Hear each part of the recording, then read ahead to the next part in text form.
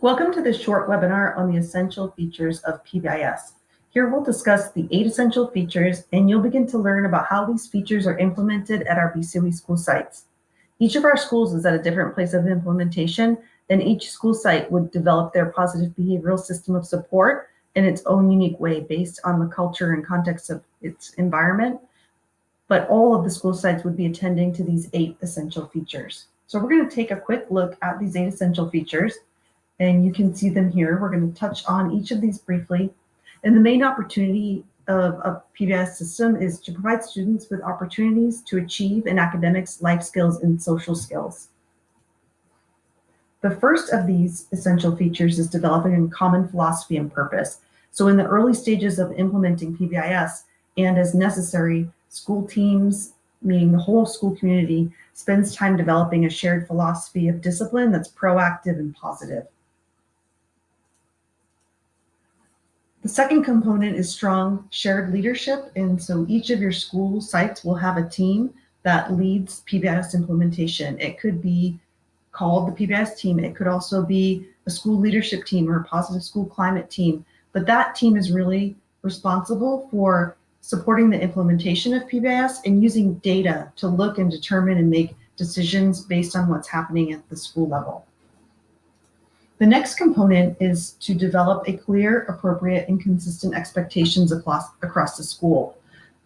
So at this school, see Alton Lindsay Middle School, this is an example. They have determined 3 to 5 positively stated, easy to remember school expectations, which is safety first, work together respectfully, accept responsibility, and guide me.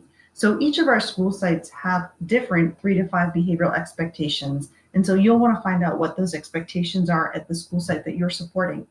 And then the school team getting feedback from all of the stakeholders at the school, including staff, educators, families, students, develop these behavioral expectations for the different areas at your school site.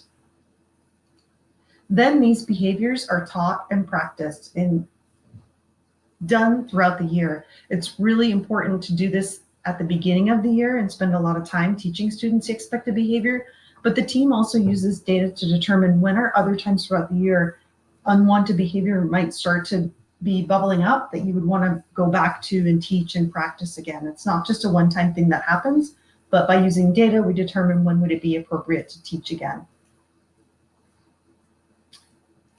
We know that we can increase wanted behavior and the expected behavior that we want by acknowledging that positively. And so each of your school sites will have a way to acknowledge students' behavior when they see it. It could look like a ticket that you give a student that says caught you being good, or a SOARS dragon scale, but whatever is being used at your school, the most important thing to remember is that when we give frequent, specific verbal feedback to students on meeting the expectations and acknowledging what they're doing right, then we're going to see more positive behavior and see students striving to reach those expectations.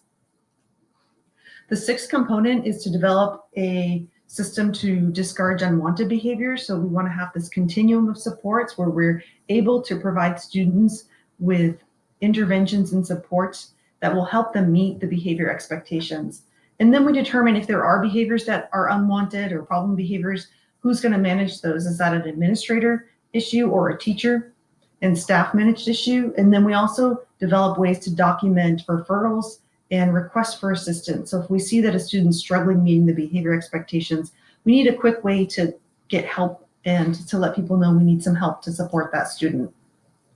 A big piece of all of this work is ongoing monitoring. So teams are looking consistently at behavioral data and academic data to develop plans to support student outcomes in a positive way.